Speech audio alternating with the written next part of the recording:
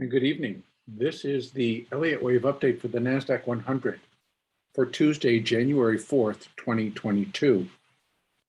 The markets continue to throw us some curveballs, and today was one given to us by the NASDAQ pretty much from the opening this morning. The market did decline, and then it declined extremely heavy. It went down pretty quick. And I was basically expecting a much smaller pullback and then an additional rally up with a move back above 16,658 to put in a completed first minor wave up off of this low that we had. Well, that did not occur. In fact, we got the direct opposite. Instead of going up, we went down, and we went down with purpose and strength. Let me say there, yesterday's big winners were today's big losers.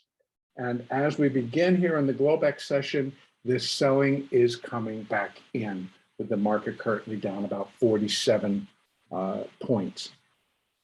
What does all of this mean? I'm leaving the count as it is for right now. In fact, that we're still working on a minute wave, or actually a minor degree wave one, and it will be comprised of 5 waves of minute degree, of which we have 1, 2, and 3, and the 4th is still in progress. Now, as you've heard me say before, that when we're doing Elliott, when you're doing Elliott analysis, many times you're going to be looking at a particular formation or a structure like this one. Obviously, it remains corrective, and I can count out A, B, C, X, A, B, and this is going to be the C wave.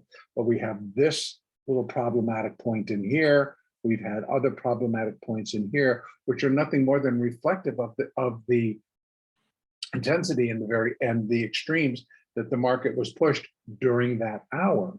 And whether it kind of jars a particular Elliott guideline or even an Elliott rule now is open to interpretation. And I need to say that I basically am an Elliott wave purist. In other words, I stick to the rules, because I have found that if I edge or if I smudge on a particular rule, that it does come back to haunt me in the future in terms of that the count would end up being wrong. So I get very detailed into what I'm going to allow in a move. So having said that, I believe we can allow for an additional decline, but it really can't break 15,827. That would be the no break line. It goes below that line. It negates upside for right now and precludes that we're likely going to get an additional low in underneath 15,492 before we see any rally that can carry some steam.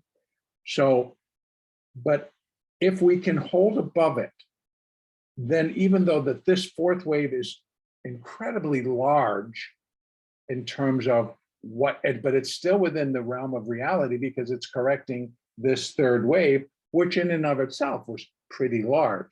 But what it then breaks down to is, what degree is this all happening? Is this truly just happening in a minute degree, which is going to leave us possibly with a 5th wave and then another decline and then a strong rally? Possibly. So there's a couple of interesting possibilities that we can have here. That this ended up being minor wave 1, and I have to pull the 3 down, make it a 4, and then put the 5 up, or put the 3 here, 4, and the 5 here for minor 1, and this is a minor 2 correction. That's very possible. So, but I'm leaving it as is, giving the benefit of the doubt that the market is going to clear up this picture for me and allow me to put the labeling on. But I want to be more open and clear with everybody else that this might change. And it could change in degree in terms of we have already completed a minor wave 1, and this is a minor 2. And then what our expectations would be after all of this intense selling is for the market to turn around, kick up its heels, and run. And I mean run to the upside. If indeed this is going to be a 1 and this is a 2, that 3rd wave is going to pick up and just kick butt to the upside. That can happen. A lot of people likely walked away today thinking, no, we're going to go down further and we're going to crash, or we're just going to really sink very, very strongly. Now, what does not work in that is that it likely would be limited to the tech stocks, which, fair enough, is not unexpected, since many of them on a lot of levels have been declared overvalued. I mean, yesterday, we went from Apple ticking above the $3 trillion mark. So the company value, the market cap is $3 trillion. Well, that was above 182. Now it's sank back below. So that was a one-day wonder. Does that mean it won't go back there again? Absolutely not. But what we're seeing, again, was yesterday, we saw Apple, Advanced Micro, AMAT, Amazon, Facebook, Google, Microsoft, Netflix, NVIDIA, Tesla roar higher.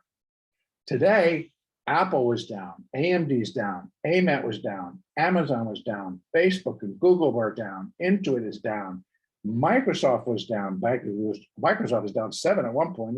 It's recouped some, but now heading lower again. Netflix was down yesterday, down again today. NVIDIA was higher yesterday. PayPal was higher yesterday. Tesla was higher yesterday. Tesla traded above 1,200 yesterday. Like it was a dream and we're all just going to push, push, push. And that's been decimated today. Can they bring it all back tomorrow? Yep, they sure can.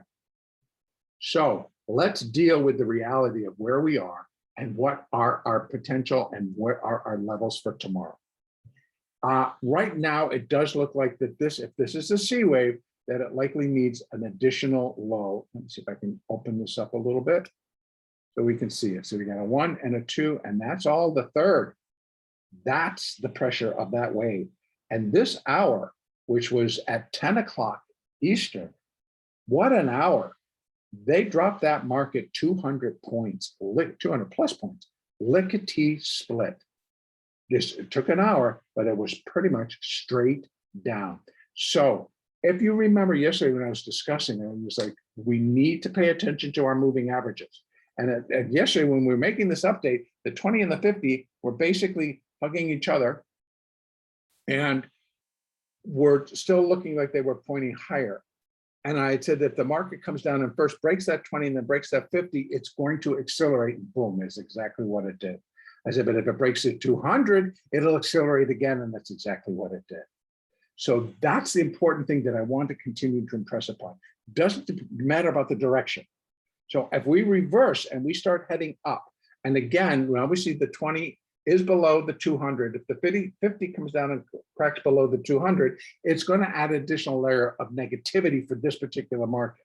If the market can turn itself around and start to head higher, go back above the 8, go back above the 20, go back above the 200, go back above the 50, that's going to create stronger upside pressure, simply because of the breaking of those moving averages and what that signifies to a lot of algorithms and a lot of traders. Those are buy signals. As they were coming off, they were sell signals. And it produced exactly what the intent was, exactly what it should have as they broke. So I think that we likely need an additional leg down. Again, if this is 1, 2, 3, 4, then we've got a fifth wave down. That fifth wave would be expected to break this low at 16,142. We have support at 16,132. And then below that, 16,000. So we could get another serious drop if it really wants to go. It'd be another 200 points. But the deal with that would be is that it's going to suck a lot of people in to get out. And I think that a turn could be just as vicious as the selling was. The turn higher could be really just get out of the way and we're going and we're not stopping. And we kind of saw that a little bit into the last hour. And even though it did go up, they brought it back down. And then they continued to take it lower after hours. And now we're dropping again in the start of Globex. So we still have the Asian markets and we have the European markets to all put in their 2 cents and to trade their market against our market, et cetera, et cetera. So I still think that we were going to go on and put a low in below 16,132. That would be my first take, but we could go as low as 16,000 period. So we have support at 16,007, and that's 618. We don't necessarily want to see it because then truly as a fourth wave, it is becoming much too large. So, but let me just go back now and bring this back out to show you what actually, if we change the count, where if it's not a wave 4, but it becomes a wave 2, right? So if I change this where I could figure out that actually maybe this is 1, 2, and I could put a 3 here or a 3 here, and then a 4 and a 5, more likely here, to be honest with you. And then this is the fifth wave, and then I can put a wave 1 above that on a minor degree, then this would be a minor wave 2 correction. And then it would be expected to go down here. It would be expected to drop that far without any problems. It fits. So again, when I'm trying to work a count to put it on, what's the market trying to tell us? Is it a 4? Is it a 2? Well, part of what you do is like, you really have to make sure that it looks and it feels right. In this particular case, it still looks right, but it doesn't feel right because of the size. Fourth waves normally are not this big against a move of that size. They can be that big because, again, we're in an intermediate fourth wave that we've marked here, right? That was a pretty big move, but it was an intermediate degree move. Now I'm counting a minute degree move. That's 2 degrees lower. Think of it in the terms, if those of us that live in California, it's an earthquake. If you got a 6.1, and then it goes to a 6.2, that 6.2 is going to be 100 times stronger than that, or the 10 times stronger than that 6.1. So same deal kind of here. You're 2 degrees lower, it should be twice as small. So 2 times smaller than what we just did on this intermediate degree. So same kind of concept. And by the way, if you live in tornado, I have F1, 2, 3, 4, and 5, and the severity of those tornadoes, same type of deal. The higher the degree, the bigger the damage that's going to be done. Same here when you're counting waves. So this may change. And if this is still going to be a wave 2 and we're still going to see a rally, well, then I would force this, not force it, but I would change it to reflect that this completed that minor 1 and that we're in a minor 2. And I'll also explain a little bit more when I will be going over and doing the S&P. And in the S&P did complete 5 waves up, and it got above 4,800 today. And that completed that 5th wave, the first minor wave 1 within its larger rally. Now, again, as I've said before, those degrees might change as well, but I'll leave that for the S&P. Now, here in the NASDAQ, I am expecting it now. I think we should expect at least additional declines with the new low coming in below 16,139. And so we do have that support at 32, and then we have it at 16,000. Even as a wave 2, we can come down to this level, which is below 16,000 at 15,915. So we do have additional downside, where it can't break is all the way down here. Because if this is 1, 2, 3, 4, 5, wave 1 is here. And a wave 2 can retrace nearly all of wave 1, and this would be the wave 1. So seriously, it can come all the way down to 15,514. It can equal it, but it can't exceed it because then it's no longer correcting the first wave. So it has a ton more downside potential. Right now, if I'm counting it as I am, which I still would even as a wave 2, it's going to be a series of ABC structures. Right now, this is turning into a double ABC.